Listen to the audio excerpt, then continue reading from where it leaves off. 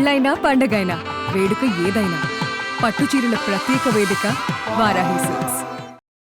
నమస్తే, welcome to Suman TV. నేను పద్మిని. ప్రస్తుతంతో పాటు ప్రముఖ ఆధ్యాత్మికవేత్త లక్ష్మీ నరసింహస్వామి ఉపాసకురాలు శ్రీమతి స్రవంతి గారు మనతో పాటు ఉన్నారు. మాట్లాడదాం అక్క. నమస్తే అక్క. నమస్తే పద్మిని. అక్క, కార్తవీర్యార్జునుడి మహిమ అంతా ఇంత కాదు కదా. అసలు త్రికరణ శుద్ధిగా నమ్మితే మన పోయినటువంటి ద్రవ్యం రావటం అనేది ఖచ్చితంగా జరుగుతుందని మీరు కూడా పలుమార్లు చెప్పి ఉన్నారు. ఒకరు కాల్ చేశారు నాకు, వాళ్ళకి ఏదో మెరాకిల్ జరిగిందంట. ఒకసారి లైవ్లో విందాము. అలాగే దానికోసం ఇంకాస్త విపులంగా మీరు మళ్ళీ ఇంకొకసారి మన ప్రేక్షకులకి తెలియజేద్దరు కానీ. తప్పకుండా. కాల్ మాట్లాడమంటారా? హలో, నమస్తే అండి, చెప్పండి మీ పేరేంటి? రాజేంద్ర మేడం. ఓకే రాజేంద్ర గారు, ఏంటి మీకు జరిగిన మెరాకిల్? కార్తవీర్యార్జునుడిని ప్రసన్నం చేసుకున్నారు అనేది వినడం జరిగింది, దాని గురించి చెప్తారా?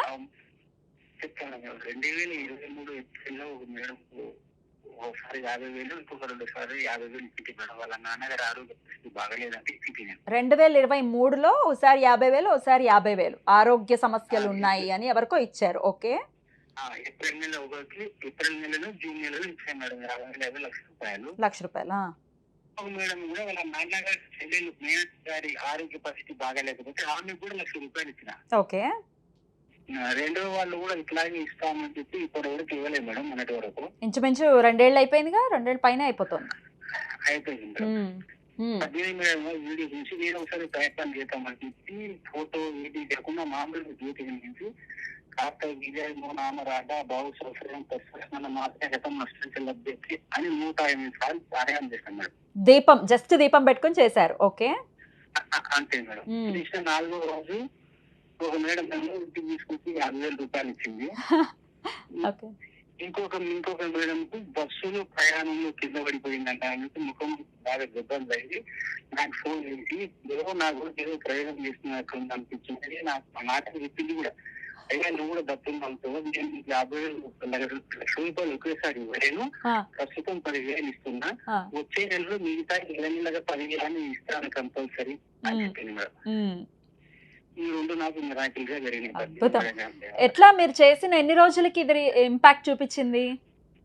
ఒకటి 4వ రోజు 40,000 వచ్చినాయి మేడం. 11వ రోజు 10,000 అకౌంట్ లో ఫోన్ చేసి మరి చెప్పారు. వాళ్ళు నేను ఎన్నిసార్లు ఫోన్ చేసినా ఫోన్ చేస్తలేదు, వేరే నెంబర్ చేసినా కూడా లేపలేదు. కానీ వాళ్ళే నాకు వాళ్ళంతటా వాళ్ళే చేసి ఇచ్చారు. ఎన్ని రోజులు చేశారు మీరు ఈ ఆరాధన?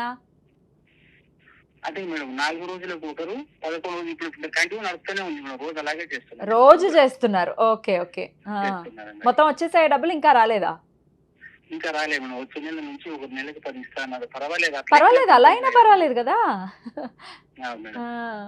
Okay, very good very good. పోన్లేండి, చాలా చాలా సంతోషం. మీ డబ్బులు మీకు తిరిగి స్వామి ఇప్పించేశారు. Happy. Thank you.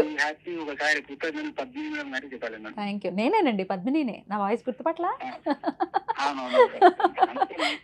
Okay, thank you so very much. చాలా చాలా సంతోషం. ఫోన్ చేసి మరీ చెప్తున్నారు. Thank you. ఓకే అండి, ఉంటాను. నమస్తే. హౌ బ్యూటిఫుల్ అక్క.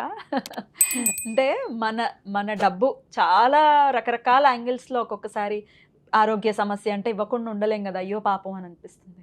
చదువులు అంటే అయ్యో పాపం అని అనిపిస్తుంది. పెళ్ళి అంటే ఖచ్చితంగా మనం సహాయపడాలి అనిపిస్తుంది. ఇట్లా రకరకాల కోణాలు. మరి ఈ డబ్బు ఈ ఫోన్లు ఎత్తకపోవడం అనేది చాలా దారుణాతి దారుణం. అసలు ఇచ్చేంత వరకు ఎదుర్కొంటూనే ఉంటాను. ఇదా రైట్. మరి ఎట్లా అక్క ఈ సమస్యల నుంచి ఈయనకంటే వచ్చేసింది? ఒకసారి మీరు కూడా చెప్పండి, కార్తవీర్యార్జున్ని ఎలా ప్రసన్నం చేసుకోవచ్చు? కార్తవీర్యార్జున్ని ప్రసన్నం చేసుకోవాలి అయితే ముందు బాగా గుర్తుపెట్టుకోవాల్సింది ఏంటి అని అంటే, అసలు మనం ఎలా ఇస్తున్నాం డబ్బు? మన దగ్గర అట్టే పెట్టుకొని ఇస్తున్నామా, ఇంకోటిని అడిగి ఇస్తున్నామా? వీటి మీద చాలా మంచి క్లారిటీ ఉండాలి పద్మిని. లేకపోతే గనక రోజు కార్తవీర్యార్జునికే దండం పెట్టుకోవాలి. అలాంటి పరిస్థితులు ఎదుర్కోవాల్సి వస్తుంది. అయితే కార్తవీర్యార్జునికి ఎలా దండం పెట్టుకోవాలి అని అంటే, అసలు 2 చేతులు ఎత్తి ఆయనని గనక పూజిస్తే తిరిగి రాంది అనేది ఏదీ లేదు పద్మిని. అసలు చాలా తొందరగా ఆయన ప్రసన్నమవుతారు. స్మరణ మాత్రేణ సంతుష్టుడని దత్తాత్రేయ స్వామి అంటారు. ఆ దత్తాత్రేయ స్వామి ప్రియ శిష్యుడు కాబట్టి ఈయన కూడా అలానే స్మరణ మాత్రం చేతనే సంతుష్టమవుతారు అనేది నా గట్టి నమ్మకం అనమాట.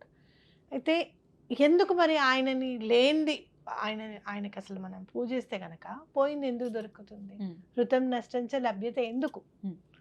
అని అంటే గనక ఆయన బాహువులు లేకుండా పుడతాడు, చేతులు లేకుండా పుడతారు అనమాట. అది తట్టుకోలేక దత్తాత్రేయ స్వామికి ఆయన తపస్సు చేస్తాడు. చేసినప్పుడు సహస్ర బాహువులు ఇస్తారు స్వామి. అంటే లేనిది వచ్చినట్టే కదా. అందుకని మనకి ఏదైతే పోయిందో అది కావాలి అని అనుకున్నప్పుడు ఆయన గనక దండం పెట్టుకుంటే సహస్ర బాహువులు అని అంటే ఎక్కడైనా వెతికి తీసుకొచ్చేస్తాడని అర్థం అనమాట. Right. అనా కదా. Hmm.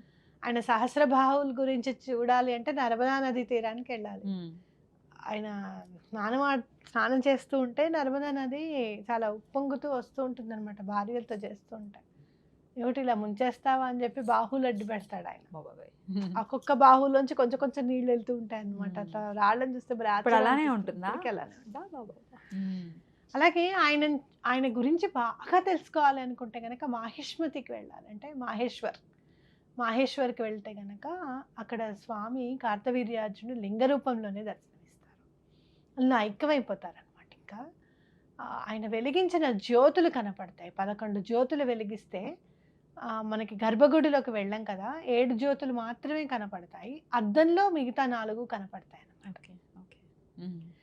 ఈ 7 చక్రాస్ క్లెన్స్ అయిపోయిన తర్వాతనే ఇంకా తర్వాత పరమాత్మ ఏంటి అనేది అప్పుడు కనపడతాడు పరమాత్మ అనేది నాకు అర్థమైంది అనమాట కాన్సెప్ట్. ఎప్పుడు జ్యోతులు ఎప్పుడు వెలుగుతూనే ఉంటాయి అనమాట, ఇప్పటి వరకు కూడా అలా వెలుగుతుంది. కొండెక్కడాలు అనమాట. అయితే కార్తవీర్యార్జునికి మనం ఎలా దండం పెట్టుకోవాలి అంటే గనక ఆయన శ్లోకం చదువుకుంటే, ఇప్పుడు ఆయన చెప్పిన శ్లోకం ఉంది కదా, రాజబాహు సహస్రమాన్, కార్తవీర్య రాజబాహు సహస్రమాన్ అని ఆ శ్లోకం చదువుకోవాలి. మీరు చేసేటప్పుడు ఒక్కొక్కసారి ఎట్లా అంటే ఇది ఒక 3 సార్లు చదివితే దొరుకుతుందనో, 7 టైమ్స్ చదివితే దొరుకుతుంది, లేదు 108 టైమ్స్ చదవాలనో, ఇలా మీకు వెంటనే ఐడియా వచ్చేస్తుంది అనమాట. మనసుకి తెలుస్తుంది, స్ఫురణకు వచ్చేస్తుంది. చాలా సందర్భాల్లో దొరికింది.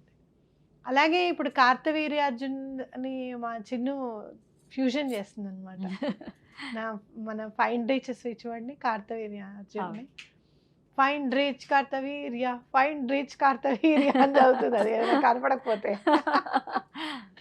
నువ్వు ఇందాక అక్క ఫైండ్ రీచ్ గురించి కూడా చెప్పాలి మనం అని అనుకున్నాను చూసావా, అది అన్నప్పుడు నాకు ఇదే గుర్తుకొచ్చింది. ఫైండ్ రీచ్ కార్తవీర్య అని చదువుతుంది, కానీ తప్పకుండా దొరుకుతుంది. ఈ మంత్రంలో ఏదైతే ఉందో అదే ఈ ఫైండ్ రీచ్ లో కూడా ఉంది అనేది నా గట్టి విశ్వాసం పద్మిని. ఎందుకంటే ఈ మంత్రం ఏదైతే చదువుతూ ఉంటామో, చదివినప్పుడు ఆ సబ్ కాన్షియస్ మైండ్లో ఏదైతే అర్థం ఉంటుందో అది మనకి సబ్ కాన్షియస్ మైండ్లో కూర్చుని అది పని అవుతుంది అనేది నా గట్టి నమ్మకం. అలాగే ఈ ఫైండ్ రీచ్ అనేది కూడా మన మాస్టర్ సివివి గారు చెప్పినట్టు శబ్దమయ తరంగాల శక్తి అంతా కూడా ఇంగ్లీష్ అక్షరాలని ఆవహించి ఉంటుంది ముందు అని చెప్పారు కదా, ఇదేనేమో అనిపిస్తుంది. అంటే మంత్రానికి ఉన్న శబ్దమయ తరంగానికి ఉన్న పవర్ నెమ్మదిగా ఇంగ్లీష్ వర్డ్స్ కి కూడా వచ్చింది. అవే స్విచ్ వర్డ్స్ ఇంగ్లీష్ మంత్రాస్ అయ్యాయేమో అని నాకు మాస్టర్ సివివి గారిని చదివిందని తెలుసు. కాబట్టి మీరు ఎవరైనా దండం పెట్టుకోవాలి అనుకుంటే కనుక ఇది చేయండి. చాలా పెద్ద వస్తువు అయితే కనుక కార్తవీర్యార్జుని మంత్రం పెట్టుకొని మధ్యలో ఆయన ఉన్నారు అని తలుచుకొని 108 ప్రదక్షిణాలు చేస్తే కూడా ఒంటి మీద మంటలు వచ్చి వాళ్ళు ఎవరైతే వస్తువు తీసారో వాళ్ళు తెచ్చి ఇవ్వాల్సిందే. కార్తవీర్యార్జునుడు యంత్రమా మీరు అనేది? ఆయన కార్తవీర్యార్జున్ నామ శ్లోకం ఉంటుంది కదా, అది ఒక పేపర్ మీద రాసేసి బల్ల మీద పెట్టుకుని దాన్ని తిరగడమే. ఒక్క దీపం వెలిగించాలి. ఆయనకి చాలా ఇష్టం దీపం అంటే. మందార పువ్వు ఆయనకు నచ్చింది, ఎర్రమందార పువ్వు దీపం.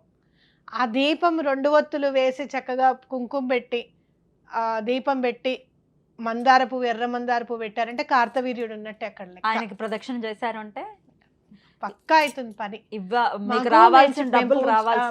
నేను పూజ చేసినప్పుడు నాకు ఆ ఇల్లు రాలేదేమో, మా అమ్మ వాళ్ళది రాలేదేమో, నేను కాదని నేను అనను, కానీ మళ్ళీ అలాంటి ఇల్లే కట్టుకున్నాను. అర్థమైందా? ఆ శక్తిని ఇస్తాడు స్వామి మనకి. మనం చెయ్యాలి, మనము ఎలాంటి పరిస్థితుల్లోనూ అది రావాలి మనకి, మళ్ళీ మనం ఆ స్టేజ్కి వెళ్ళాలి అనే ఉత్సాహాన్ని కల్పిస్తాడు. లేకపోతే అంత ఇంట్లో నుంచి మేము బయటకు వచ్చేసిన తర్వాత నాకేమనిపిస్తుందో తెలుసా, ఇలాంటి పూజ కనుక ఇలాంటివి కనుక భగవంతుడు అండ లేకపోయి ఉంటే మేము నార్మల్ లైఫ్ని లీడ్ చేసేస్తూ ఉండేవాళ్ళం. అంటే అది నార్మల్ లైఫ్ లీడ్ చేయడం పొరపాటు తప్ప అంటే కాదు. నీకు ఎప్పుడైతే చేయగల అబిలిటీ ఉందో, నువ్వు చేయగల శక్తి ఉంది, వయసు ఉంది ముందు మెయిన్. అది ఉండి కూడా నువ్వు అలా ఉండిపోవడం అనేది తప్పు. తప్పు. Yeah. పేదవాడిగా పుట్టడం తప్పు కాదు, మిగిలిపోవడం తప్పు అంటారు చూసావా, ఇదే. కాబట్టి తప్పకుండా మనలో ఉన్న జ్యోతిని వెలిగించుకొని దాన్ని ఎప్పుడు కూడా ఫ్యూయల్ పోయిస్తూ స్వామికి దండం పెట్టుకుంటే కనుక ఖచ్చితంగా పని అవుతుంది. సూపర్ అక్క, చాలా బ్యూటిఫుల్ గా ఎక్స్ప్లెయిన్ చేశారు. ఆయన చక్కగా సడన్ గా అనుకోకుండా కాల్ చేయడం ఏమిటి, దీని గురించి అసలు చెప్పాలి అనేది ఉద్దేశం కాదు, ఇది ఎందుకో ఎవరికోసమో ప్రత్యేకంగా చేస్తున్నాము అని అనిపిస్తోంది నాకు. కార్తవీర్యుడికి దీపం అంటే ఇష్టం అని చెప్పారు, ఇది కార్తీక మాసం కదా, అందుకనే చెప్పించారు ఆయన. ఖచ్చితంగా మొన్ననే వచ్చింది ఆయన జయంతి కూడా, అదే అంటున్నా, అందుకే చెప్పించారు ఖచ్చితంగా. సో ఎవరైతే మీ డబ్బులు తిరిగి రావట్లేదు అని బాధపడుతున్నారో బాధపడాల్సిన అవసరం లేదు, కార్తవీర్య అర్జునుడిని శరణు వేయండి, ఖచ్చితంగా ద్రవ్యం వచ్చేస్తుంది. రైట్ అక్క, చాలా చాలా బ్యూటిఫుల్ గా మాకు ఎక్స్ప్లెయిన్ చేసినందుకు కృతజ్ఞతలు అక్క. నమస్తే. నమస్తే.